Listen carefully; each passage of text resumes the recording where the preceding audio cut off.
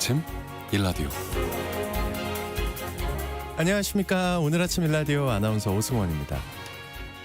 재선에 성공한 미국 트럼프 당선인이 난 코인 대통령 할게 이러면서 요즘 가상화폐인 비트코인 가격이 큰 주목을 받고 있죠. 이미 비트코인 한 개당 가격이 우리 돈으로 1억 원을 훌쩍 넘어서 천장을 모른 채 계속 상승하고 있는데요. 자, 그 효과가 어디까지 이어질지는 모르겠지만 지금 같은 흐름이라면 비트코인으로 전 세계에서 신흥 재벌들이 대거 등장하는 거 아닐까요? 네, 아닐 수도 있죠. 돈방석에 앉은 국가들도 주목받고 있는데요. 비트코인을 가장 많이 가진 나라는 역시 미국과 중국입니다. 그 다음이 뜻밖의 국가들이라서 눈길을 끄는데요. 이 국가 부도 위기를 겪었던 엘살바도르 여러분 기억하시나요? 이 나라가 3년 전에 세계에서 처음으로 비트코인을 자국의 법정 통화로 채택해서 그때는 비웃음을 샀죠. 이 부켈레 대통령이 1일 1 비트코인 구입 철학을 꾸준히 지켜왔다고 하고요. 세계 최빈국 중 하나인 부탄도 이 비트코인을 꾸준히 늘리면서 가장 많이 갖고 있는 네 번째 나라가 됐다고 합니다. 지금 이 나라들은 기분 좋겠죠, 당연히.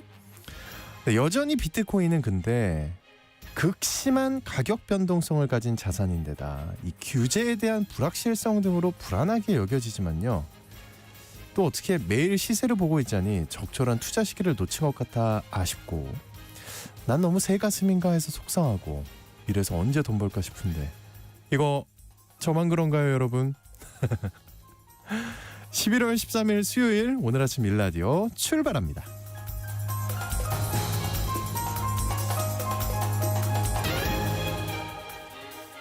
오늘 아침 일라디오 이 시간은 물론 KBS 일라디오의 모든 프로그램은 유튜브 KBS 일라디오 공식 채널이나 모바일 콩 어플리케이션을 통해 실시간으로 함께 하실 수 있습니다. 수요일입니다. 농수산 뉴스 모아서 전해드리고요. 마케팅 아이디 업 시간에는 이 과거의 추억들을 소환하는 마케팅에 대해 살펴보겠습니다. 또 장수직업 시간에는요. 퇴사를 앞둔 중장년층들의 인생 3단계 준비에 대해 알아보겠습니다. 자, 청취자 여러분들 참여하실 수 있는 오늘 퀴즈 드립니다. 내일이 벌써 대학 수학능력시험일입니다. 네, 시험을 앞둔 수험생들에게 응원하는 마음으로 선물을 주죠.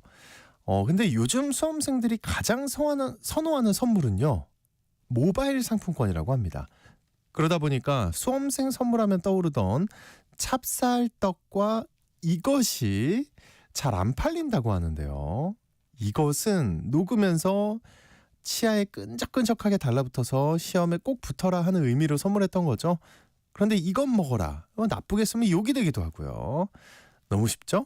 네, 자, 한 글자입니다. 이것은 무엇일까요? 추첨을 통해 농촌진흥청에서 제공하는 웰빙 혼합 잡곡 세트를 한 분께 향긋한 커피를 드실 수 있는 모바일 커피 쿠폰은 4분께 드리겠습니다. 방송에 참여하실 분들은요. 단문 50원, 장문 100원이 드는 유료 문자 샵 9730으로 보내주시기 바랍니다. 유익한 정보와 살아있는 이야기가 있습니다. KBS 오늘 아침 일라디오. 그러니까요. 수능 전날이면 그냥 괜히 떨리는 것 같아요. 네, 옛날 생각이 나서 그런가. 자, 노동계를 중심으로요. 지금 근무 일수를 줄이자는 논의가 일고 있는데요. 국내 최대 공영 농수산물 도매시장인 가락시장에서도 이 비슷한 논의가 진행되고 있고요. 축산물 공판장에서도 휴무일을 바꾸자는 얘기가 나온다고 합니다. 오늘 농수산 뉴스에서 이 소식들 살펴보겠습니다. 농어민신문의 이진우 기자님과 함께합니다. 안녕하십니까? 네, 안녕하십니까? 네, 가락시장에서 경매일을 시범적으로 단축해보자는 논의가 진행되고 있다는 소식 전해드린 적이 있는데 지금은 어떤 상황인가요? 가락시장을 관리하고 있는 곳이 이제 서울시 농수산식품공사입니다. 더 정확하게 말하면은 이걸 정한 곳은 시장관리운영위원회인데요. 네. 최근에 비공개로 회의를 열고 12월과 2월 그리고 3월에 각 하루씩 수요일 경매를 하지 말자 이런 내용을 의결한 상황입니다. 현재 가락시장에서는 서울시 조례에 따라서 토요일 저녁부터 일요일 새벽 경매는 진행이 되지 않고 있는데요. 여기에 대해서 시범적으로 수요일 경매를 일단 한번 하지 말아보자. 이게 이제 네. 내용의 골자라고 볼 수 있을 것 같습니다. 자, 그러면 경매가 진행되지 않으면 해당 날짜에는 시장이 완전히 문을 닫자 뭐 이런 의미인가요? 그건 아닌 것 같습니다. 네. 이게 출하농가하고 도매시장 법인이 사전에 가격과 물량을 정해서 진행되는 게 정가 수의 매매라고 하는데요. 이것은 진행이 되고요. 또 온라인 도매시장 거래 물품도 이제 반영이 가능하다고 합니다. 그리고 중도매인들이 개별적으로 영업하는 것도 된다고 하는데요. 뭐 이렇게 보면은 시범적으로 해보는 게 뭐가 문제냐 이렇게 네. 할 수도 있겠는데. 이 소식을 접한 농민 출하자들의 우려는 큰 상황입니다. 이유는 이 경매일 시범 단축이 이번이 처음이 아닌데 지난 3월에 추진했던 1차 시범 사업 이후에 산지에서 이런저런 대책을 요구를 했었습니다. 그런데 네네. 이게 반영되지 않았다는 게 이런 우려를 또 키우고 있는 상황입니다. 그러면 당시에는 어떤 상황이 발생했기에 이 출하 농민들이 이렇게 우려를 하는 건가요? 1차 시범 사업 후에 이제 참외 주산지인 성주군에서 대거 참석한 간담회가 있었는데요.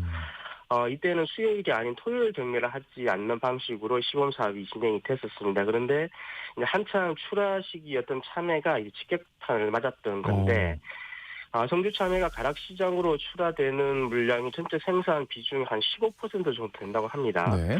그런데 이게 시범 사업으로 가락시장에서 경매가 중단이 되면서 한때 가격이 20% 이상 떨어졌다 이런 주장이 나왔었습니다. 그런 주장이 있었다. 근데 이해가 안 되는 게요. 가락시장에서 경매가 안 됐는데 왜 가격이 떨어지는 겁니까?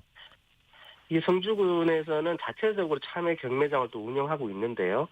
가락시장으로 빠져나가야 할 물량이 자체 경매장으로 들어오면서 가격이 폭락했던 건 아닌가 이렇게 보이고요. 네네. 그리고 또 주중 하루라도 경매가 이루어지지 않으면은 이후에 그 물량이 몰려서 시장에 들어오게 되니까 가격은 떨어질 수밖에 없는 겁니다. 그래서 정부에서도 수급 조절이나 특정한 가격 결정을 위한 조치로 농가에 계속 주문을 하고 있는 게 분산 출하를 해달라 이런 건데요. 이러다 보니 정부도 수요일 경매 중단에 대해서 부정적인 입장을 보이고 있는 상황입니다.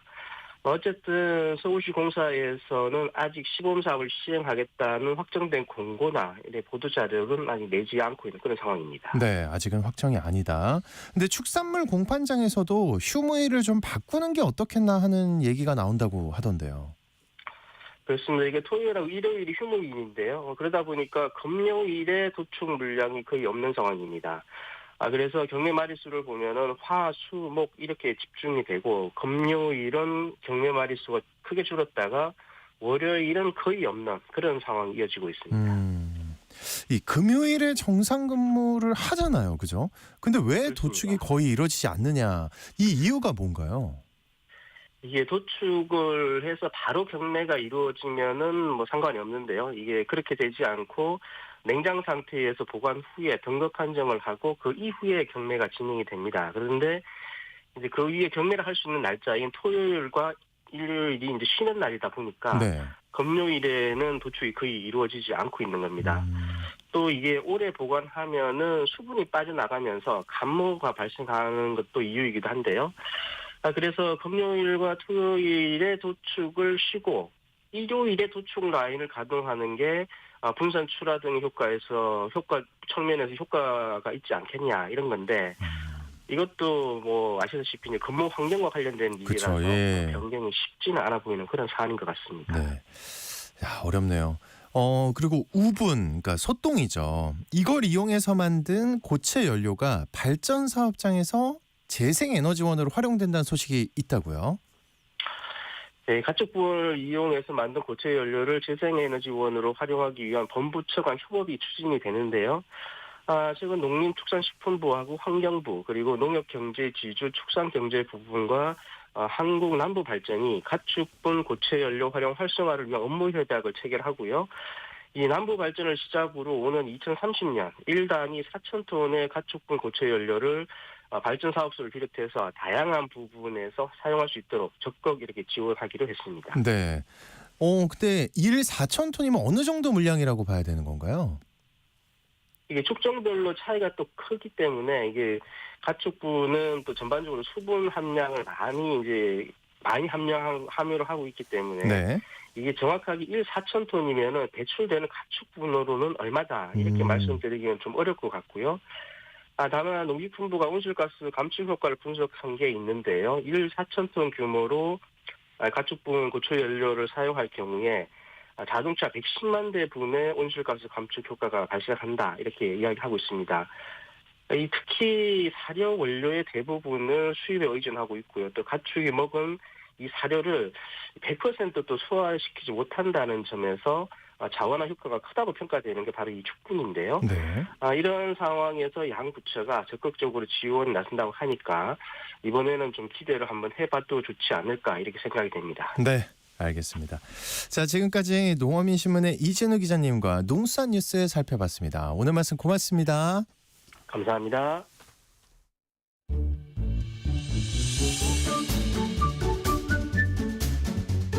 아침을 여는 기분 좋은 습관. KBS 오늘 아침 일라디오.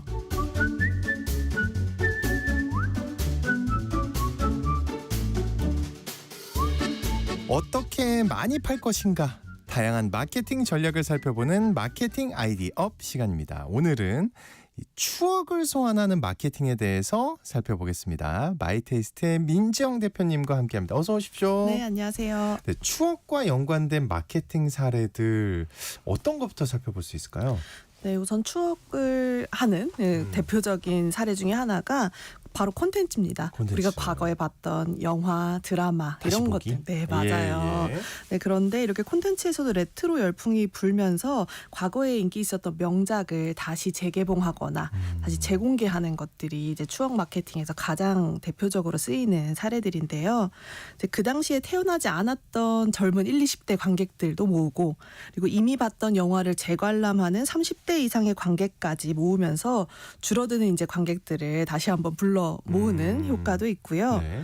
그래서 작년에 개봉 25주년 기념으로 재개봉했던 타이타닉도 네, 그 시절을 추억하는 관객들을 다시 불렀는데요. 저도 사실 봤는데 벌써 다시? 네, 25년이나 됐다는 게 좀 놀랍더라고요. 말이 안 되네요. 네. 와, 25년 된 영화였어요, 그게. 그러니까요. 세상에.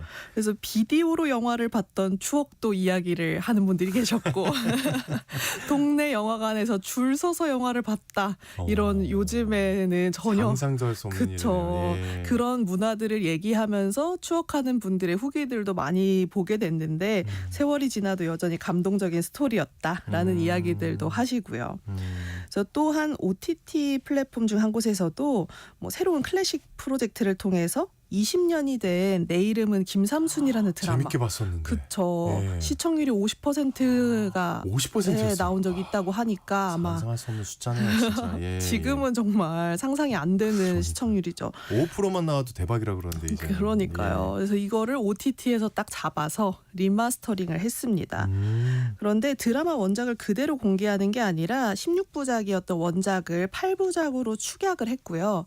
그리고 현재 감수성에 맞지 않는 장면이나 대사 같은 거는 과감히 쳐서 오. 지금 현재를 살아가는 관객들도 재미있게 볼 수 있게 다시 좋은 한번 생각이네요. 예. 만들었다고 합니다. 주제곡도 다시 녹음하고 특히 그 당시에는 화질이 굉장히 좀 낮았잖아요. 그쵸. 그래서 이거를 AI 기술을 통해서 품질을 높여서 고화질에 익숙한 시청자들을 또 생각해줬다고 합니다. 네, 그래서 사실 우리가 예전에 방영했던 TV 프로들을 다시 보려고 하면 TV에서 편성을 해줘야. 그렇죠. 네. 그렇기도 하고 지금 말하셨던 그 화질이 저는 굉장히 큰 요소였고요. 네. 너무 떨어져서 보기가 좀 싫었던 게 있는데. 그러니까요. 그것도 요즘 해결이 되고. 그쵸. 요즘 TV를 보면 막 우글우글한 그런 화질 때문에 화면도 작게 나오고. 네, 그랬는데 이제 OTT를 통해서 언제든지 내가 원할 때 소비할 수 있게 되면서 과거까지 같이 추억할 수 있게 된 겁니다. 저는 이 소비자들이 과거의 콘텐츠를 추억하는 마음이 정말로 이해가 됩니다. 공감도 되고요. 이 기업들이 근데 추억 마케팅을 하는 이유는 뭔가요? 기업들도 역시 첫 번째 이유는 감정적인 연결을 통해서 소비자와 좀 유대 관계를 강화하고 싶다. 그러면 돈을 더 쓴다. 네. 그래서 감정 마케팅의 하나다라고 생각을 하고 있어요. 그리고 이런 감성적인 면 때문에 충성도도 올라갈 것이다라는 것을 예상하면서 추억 마케팅을 하는 경우가 많습니다.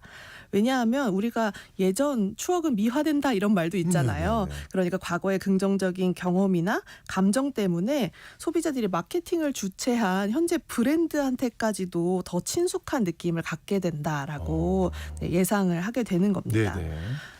그래서 동시대를 살았던 세대에게 과거의 제품들이 또 강한 향수를 자극한다고 하기 때문에 식품업계에서도 단종됐던 제품들을 재출시하기도 해요.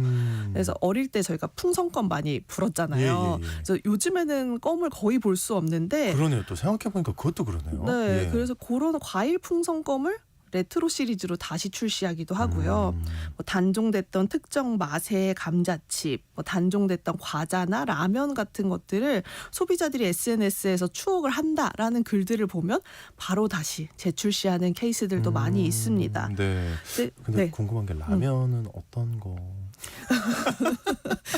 제가 딴 건 잘 모르겠는데 라면을 좋아해서 어떤 거지? 끝나고 얘기해 주세요. 네, 알겠습니다. 네. 근데 사실 저도 봤는데 저는 잘 모르겠는데 하는 라면이어서 이게 특정 고객들을 타겟팅했나 보다라는 생각을 하기는 했어요. 예, 알겠습니다. 네, 그래도 알려드리겠습니다. 예. 네. 또 기업 입장에서는 여기서 한 가지 이유가 더 나오는데 바로 비용입니다. 비용이요? 네, 만약에 우리가 신제품을 만든다, 새로운 맛의 라면을 만든다라고 하면 개발비. 네, 테스트해야 되고, 그러네요. 네, 예. 새로 만들고 포장도 새로 해야 되고요, 공장 라인도 신설해야 되기 때문에 비용이 정말 천문학적으로 들게 되는데 예. 이미 한번 만들어 놨으니까 검증이 돼 있잖아요. 네, 연구 비용도 줄게 되고 심지어 이미 팬들이 확보되어 있으니 이들이 알아서 소셜미디어에서 추억을 공유해주게 되면서 브랜드의 메시지도 자연스럽게 확산되는 효과가 있습니다. 그래서 기업들한테 추억 마케팅이라는 거는 소비자와의 정서적인 유대관계에다가 가장 중요한 비용까지 아끼는 일석이조의 마케팅이라고 볼 수 있겠습니다. 야, 이거 말씀 들어보니까 기업들이 굉장히 좋아하겠는데요. 돈도 많이 안 들지. 네. 효과는 좋지. 네. 그리고 이제 어릴 때 즐겨 찾던 굉장히 사랑했던 캐릭터를 활용해서 추억 마케팅을 하는 경우도 있는데 그 요즘 1983년에 연재를 시작한 아기 공룡 둘리 만화의 캐릭터를 광고 모델로 활용한 기업이 있다고요? 네, 맞습니다. 벌써 40년 가까이 40년이 넘었죠. 아, 둘리가 83년생이군요. 네. 아, 저랑 똑같구나. 네. 그랬구나. 예. 그런데 바로 전통주 브랜드에서 이 아기 공룡 둘리의 고길동 캐릭터를 주인공으로 활용을 했어요. 전통주에서. 예. 네. 그래서 고길동 캐릭터는 어릴 때 저도 만화 볼 때 생각하면 둘리한테 맨날 화만 내는 그러니까 약간 나쁜 캐릭터 이미지인데. 네. 예. 나쁜 아저씨인 줄 알았는데 어른이 되면 고길동이라는 캐릭터에 공감을 하게 된다라는 작가의 말이 회자되기도 하고요. 아, 그래요. 네, 또 작년에 이 둘리가 재개봉을 했어요. 그래서 이때 고길동 아저씨가 우리한테 편지를 보냈는데 그 관객들에게 보내는 편지에서 추억을 한다는 건 그 자체가 축복이다. 라는 내용으로 써주셨더라고요. 그래서 그게 굉장히 뭉클했다라고 하면서 SNS상에서 굉장히 확산이 되고 있었거든요. 그래서 이러한 추억의 캐릭터에 어른이 되면 또 알게 되는 게 술의 맛이잖아요. 그래서 그렇죠. 이 광고 카피와 연결을 시켜서 추억을 떠올리게 만들었습니다. 네, 사실 전통주도 옛날에는 아저씨들이 마시는 술이다라고 그렇죠. 예, 예. 네, 생각하거나 뭐 올드한 느낌이었죠. 그렇죠. 차례를 지낼 때 쓴다거나 이런 정도의 이미지였는데 젊은 세대들이 즐기게 되면서 전통주만을 판매하는 술집도 늘어날 정도로 맞아요. 인기가 예. 됐잖아요. 네. 그래서 기존에 있던 비제품이 가격만 비싸고 어른들이 찾던 술이라는 올드한 이미지에서 탈피해서 추억의 만화 중에 MZ세대 중심으로 확산된 캐릭터와의 조합을 한 것이 너무 인상적이고요. 그래서 세대를 아우르는 메시지를 통해서 젊은 세대들한테 이렇게 효과적으로 알린 마케팅 사례로 볼 수 있겠습니다. 네. 야, 이 추억 마케팅이 진짜 세대를 연결하네요. 네. 와, 대화할 거리가 또 하나 생기는 느낌인데 그 여러 세대가 함께 할 수 있는 팝업 스토어를 만든 제과 브랜드도 많이 회자가 된다고요. 네, 단순히 이제는 대화만 하지 말고 같이 와서 즐겨라라는 컨셉인 것 같아요. 네. 네, 서울에서 가장 오래된 80년 정도의 역사를 자랑하는 빵집이 있어요. 모나카로 유명한 빵집인데 이 최근 매장 안에 3대 추억 사진관이라는 팝업 스토어를 오픈을 했습니다. 이 사진관은 단순히 촬영만 하는 공간을 넘어서서 브랜드의 역사까지 전달하고자 했다라는 목표를 가지고 기획을 했대요. 네. 근데 말 그대로 3대라는 게 우리 3대 아버지, 아버지, 손자 이렇게 3대가 함께하는 공간이라는 의미를 담았다고 하는데요. 이 80년의 전통적인 이미지를 강조하고 의류 브랜드랑 협업을 해서 그 안에서 옷도 갈아입고 네, 가족 사진을 예쁘게 찍을 수 있게 이야, 아이디어 좋네요. 네, 그렇게 만들어놨다고 합니다. 그래서 이 테마들은 어떻게 만들었냐면 3대가 다 즐길 수 있게 정말 80년 전에 있던 이 매장의 전경부터 네, 그 당시의 광고 이런 컨셉들을 그대로 만들어놔서 할아버지들이 옛날에 왔던 이 추억을 이야기할 수 있게 했다. 이런 이야기가 있고요. 특히 뭐 의상이 같이 있다 보니까 전문 사진관 같은 분위기도 냈습니다. 근데 물론 사진 출력은 액자로 만들어주면 예, 좀 그렇죠. 그쵸, 싸울 수 있죠. 예, 예, 그래서 디지털 프린터를 활용하거나 스마트폰으로 전송할 수 좋네요, 있게 그것도. 네, 젊은 세대들에게 익숙한 장치를 활용했고요. 그래서 말 그대로 3대가 각자의 추억을 공유를 하면서 그 순간조차도 추억을 만드는 시간이 되지 않았나라는 생각을 해봅니다. 멋집니다. 그 요즘 젊은 세대가 관심을 갖는 환경과 관련해서 이 패션 업계도 환경을 지키기 위해서 추억을 활용했다고요. 네, 우선 추억 마케팅이라는 게 옛날에 소비하던 소비자들만 생각하는 게 아니라 지금을 살고 있는 세대들한테도 그쵸. 영향을 줘야 되니까 그럼요. 당연히 관심 있는 주제, 환경에 대해서 생각을 안 할 수가 없어요. 그래서 연간 1,000억 벌의 의류를 생산하고 예. 전 세계 탄소 배출량의 약 10%를 차지하는 게 바로 패션업계라고 하더라고요. 그렇게 많습니까? 예. 네, 그래서 환경 문제에 대해서 책임을 다해야 한다라는 목소리가 세계적으로 계속해서 나오고 있다고 합니다. 그래서 피할 수 없는 문제가 됐고요.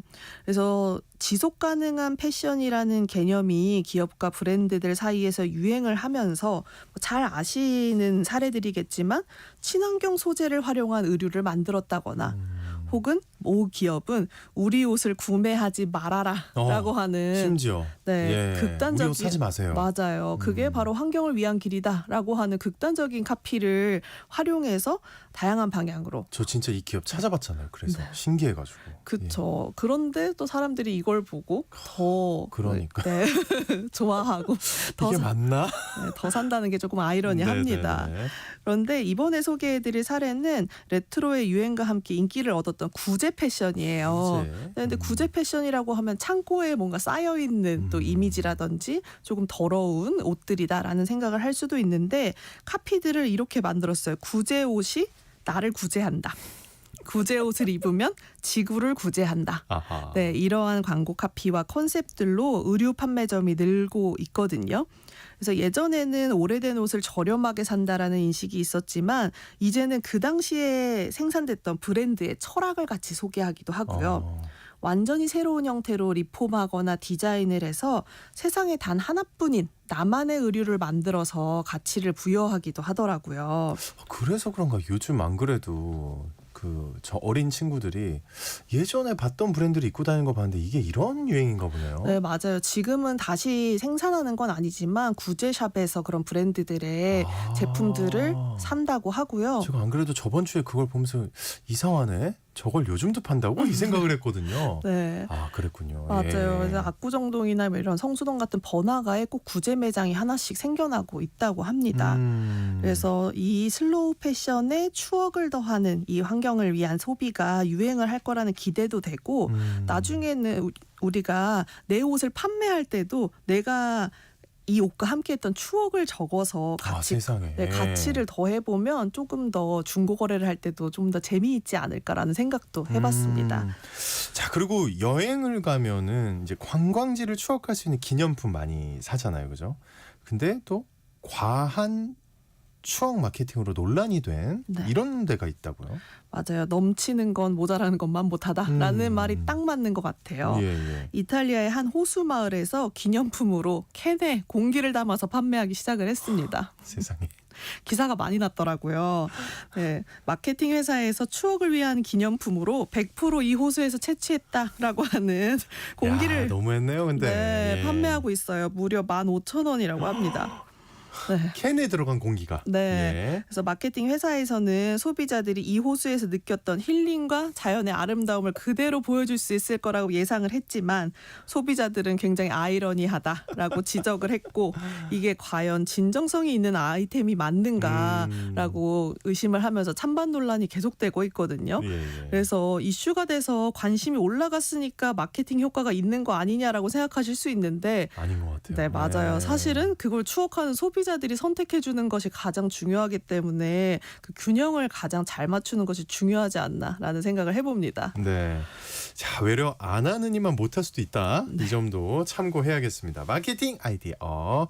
오늘 마이테스트의 민지영 대표님과 함께했습니다. 오늘 말씀 고맙습니다. 네, 감사합니다.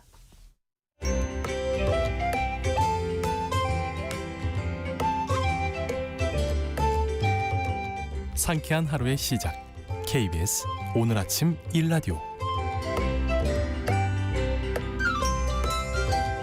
직장은 나와도 평생 직업이 필요한 시대를 위한 장수 직업 시간입니다. 이 최근 주요 대기업들이 정년 연장에 앞서서 구조조정이나 희망퇴직을 진행하고 있다는데요. 이 경제의 허리인 4050 중장년층 직장인들이 퇴사를 앞두고 인생 2막을 준비하기에 앞서 서드 에이지를 준비해야 한다고 합니다. 오늘은 서드 에이지가 뭔지 얘기 들어보겠습니다. 커리어 비전의 최지인 대표님 나와주셨습니다. 어서 오십시오. 네, 안녕하세요. 야, 오늘 제 얘긴데요. 이거 서드 에이지 4050 중장년층 딱 제가 속해 있는데 정년 퇴직 이후에 인생 2막을 준비해라. 이 소리는 진짜 많이 들어봤는데 네네. 서드 에이지를 준비하라는 소리는 처음 들어보거든요. 이거 조금, 뭡니까? 서드 에이지? 예, 약간 낯설기는 하죠. 예. 이 서드 에이지란 우리가 40세부터 70세까지 본인이 하고 싶은 일을 이루면서 사는 시기를 말합니다. 서드 에이지는 미국 하버드 대학 성인 발달 연구소의 윌리엄 세들러 교수가 제시한 개념인데요. 인생을 4단계로 나누고 있습니다. 네. 1단계는 퍼스트 에이지라고 해서 예. 인간이 태어나서 학창 시절까지 배움의 단계를 말합니다. 우리도 학창 시절. 20세까지는 계속 배웠으니까요. 그렇죠. 예. 그래서 10대에서 20대 초반까지 학습을 통해 성장하는 시기가 바로 퍼스트 에이지고요. 두 번째 단계는 세컨드 에이지라고 해서 우리가 일과 가정을 정착하는 단계. 이제 대학을 졸업하거나 고등학교를 졸업하고 사회에 첫 발을 내디잖아요. 그러면 사회 직장 생활에 정착을 하고 또 이제 누군가를 만나서 결혼하고 이렇게 뭔가 정착하는 그 시기다라고 보여줄 수 있고요. 아, 혹시 결혼 안 하면 세컨 에이지는 그냥 끝나는 건가요? 그렇지 않습니다. 그렇진 사회에서 정착했기 때문에 사회에서 그렇죠. 사회에서는 네, 그렇죠. 했다고 직장에서 봐야죠. 적장했기 예, 때문에. 예. 그리고 이런 생산이나 출산 등을 통해서 생산성을 좀 발휘하고 지역 사회에서도 어느 정도 자리를 위치를 찾아가는 그런 시기다라고 보시면 될 것 같고요. 네. 오늘 말씀드리는 그 3단계가 바로 서드 에이지입니다. 이 3단계는 40대에서 70대 중반까지를 말하고요. 자기 실현을 추구하는 시기다라고 보시면 될 것 같습니다. 우리가 사회적으로 안정을 찾는 단계가 2단계에서 사회적으로 뭔가 배움을 기반으로 해서 사회에서 자리를 잡는 정착하는 단계가 2단계였는데 그래서 2단계를 보면 대부분 회사에서 성공하거나 일로 성공하거나 내가 일에서 인정을 받거나 뭔가 나의 모든 삶에서 일이 가장 중심인 그 시기가 맞는 것 같아요. 그죠? 예. 세컨드 에이지였는데 서드 에이지는 그렇게 살아봤죠, 이제. 그리고 나서 이제 퇴사를 하다 보니까 모든 일이 중심은 아니구나. 인간의 행복에 있어서 일보다 더 중요한 가치 있는 일이 있구나라고 생각을 하다 보니까 그러면 이 시기에는 내가 그동안 후회했던 것, 일하면서 놓쳤던 부분들 이런 것들을 다 생각하면서 본인의 자아를 실현하는 시기다라고 볼 수가 있습니다. 이게 그러니까 말씀을 들어보니까 나이로 이렇게 뭐 딱 자르고 이런 게 아니라 약간 관념, 개념에 관련된 거잖아요. 그렇죠, 그죠? 맞습니다. 그렇다면은 제가 궁금한 게 요즘 친구들이랑 이제 어린 친구들이랑 얘기를 해보면 제가 볼 때는 아직 세컨 에이지고 좀 더 적응을 해야 되는데 네. 본인들은 서드 에이지라고 생각하는 것 같아요. 그러니까 한 2, 3년 하고 마치 다 일한 것처럼 얘기하더라고요. 다 해봤대요, 방송을. 예를 들면 네, 네. 아, 그게 네. 초년생들의 약간 오해죠. 네, 그죠? 초년생들의 오해고 저희가 이 소통 강의를 하다 보면은 약간 젊은 친구들이 의욕에 차서 일을 하다 보면 내가 인정을 받고 모든 게 이제 자신 있는 거예요. 네네네. 젊음과 이 모든 신체적으로 이 정신적으로 이 모든 자신감에 있다 보니까 그런 오해를 간혹 하기도 합니다. 아, 근데 이제 조금만 좌절이 오면 내가 해봤는데 안 돼. 안 돼. 네네네. 네. 쉽게 포기하는 거죠. 그러니까요. 근데 그 시기를 세컨에이지 시기를 지나고 40대 중후반이 되고 보면 이런 일도 있었고 이럴 때는 맞아, 이렇게 맞아. 했었어야 되는 거고 나름대로 삶에서의 이 경험에서 뭔가 노하우를 찾아내고 본인이 좀 참기도 하면서 조금 다듬어진다라는 그 시기죠. 그러다 보니까 본인이 뭔가를 새롭게 도전할 수 있는 두 번째 시기도 해서 저희가 이 세컨에이지에는 2차 성장을 통한 삶에 발전할 수 있는 시기다라고도 보고 있습니다. 그래서 1차 때 서드 에이지가 네, 서드 에이지가 예. 우리가 1차 퍼스트 에이지에서는 교육을 통해서 뭔가 내가 지식의 성장이 있었다라고 그렇죠. 하면 서드 에이지는 이 배움, 학교를 가기 위한 지식 이게 아니라 내 경험에 묻어서 내가 스스로 뭔가 한 단계 더 성장할 수 있는 그 시기다라고 보면 될 것 같고요. 네. 마지막 4단계가 바로 포스 에이지인데 이때는 본격적인 노화를 겪는 시기를 말합니다.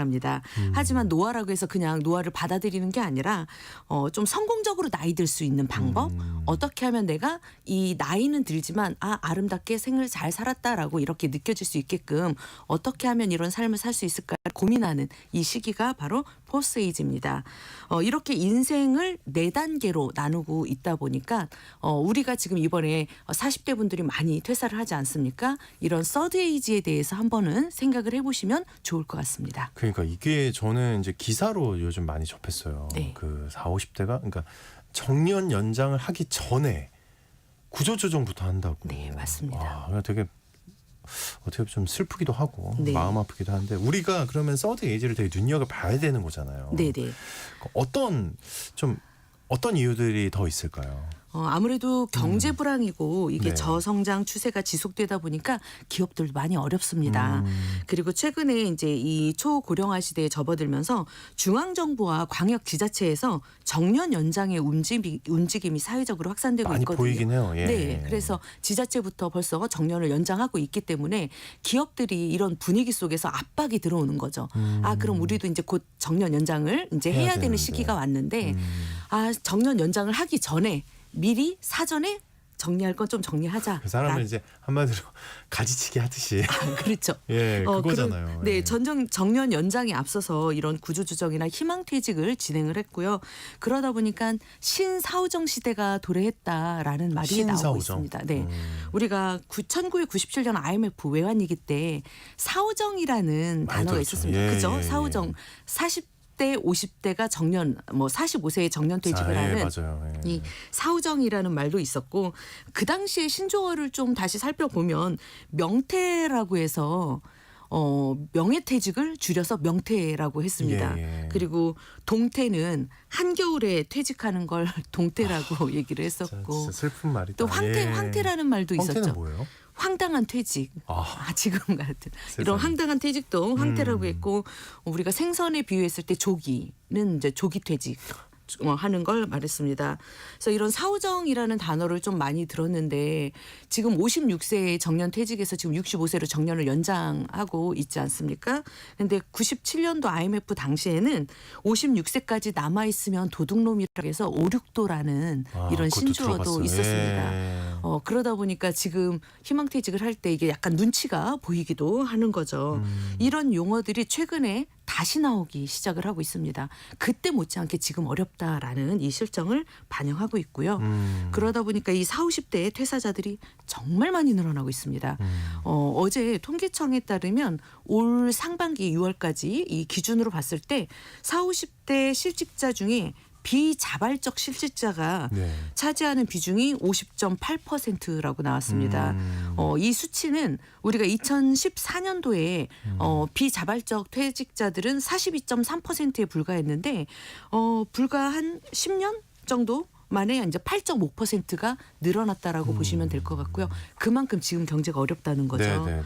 그래서 지금 희망퇴직 원래 비자발적 퇴사자는 명예퇴직, 뭐 휴업이나 폐업 아니면 조기퇴직, 정리해고가 뭐 비자발적 퇴직이었지만 최근에 나오시는 희망퇴직자 분들도 사실은 본인이 희망해서 퇴사를 하겠다라고 하지만 분위기에 휩쓸려서 어떻게 보면 비자발적 퇴사에 해당한다라고 볼 수도 있습니다. 네네. 그러다 보니까 40대, 50대에 퇴사하니까 한 10년에서 15년을 더 많은 일을 해야 되는 거죠. 아직도 계속 일을 해야 되는 너무 많이 거죠. 남았죠. 그죠? 너무 예. 많이 남은 거죠.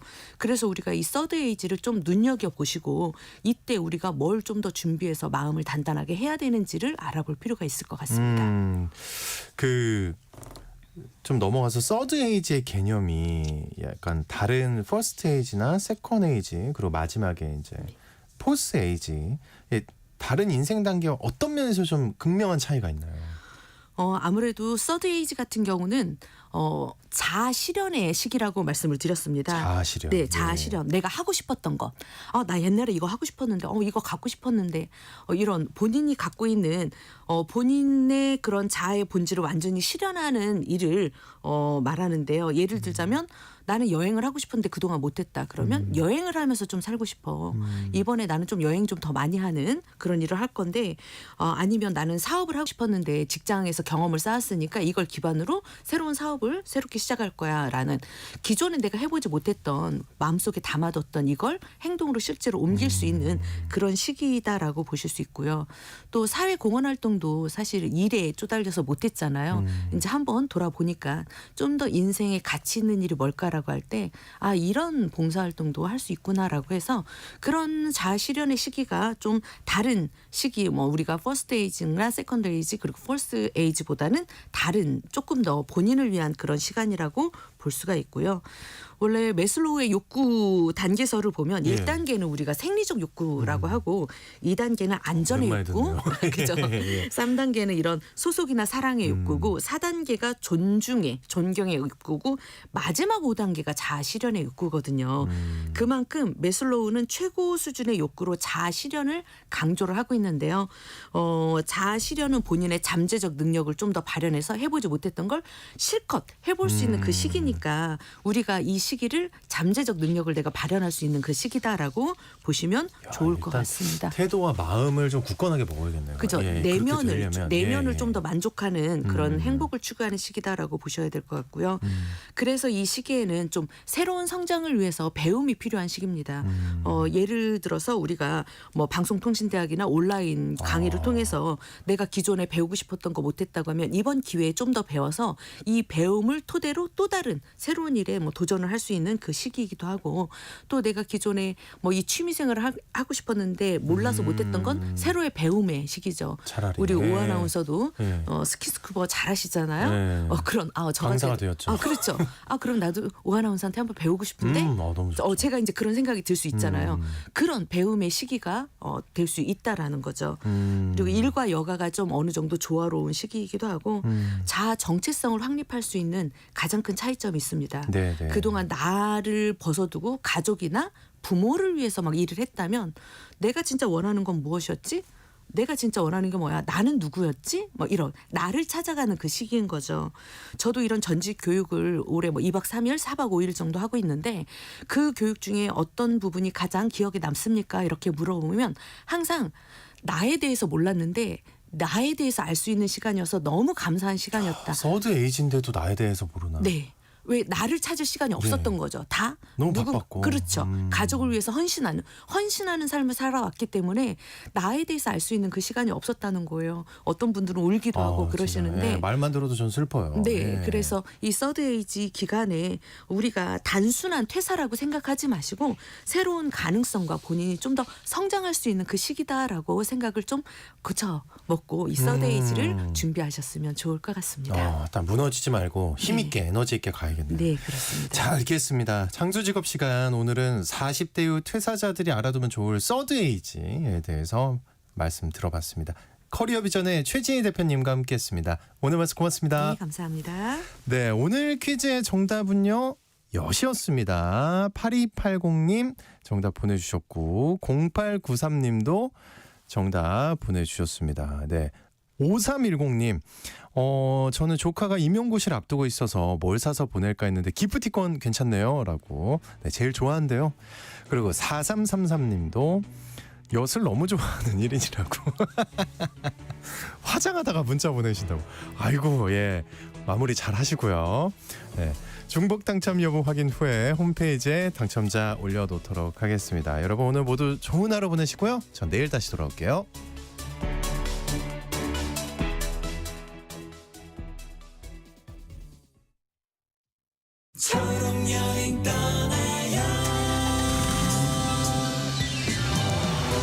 중학생 아들을 둔 현정 씨는 다가오는 수학여행 때문에 걱정이 많았습니다. 휠체어를 사용하는 아들이 수학여행에 함께 하려면 전용 차량을 직접 마련해야 했기 때문이죠. 그러던 어느 날 담임 선생님으로부터 반가운 전화를 받았습니다. 휠체어 사용 학생들의 수학여행을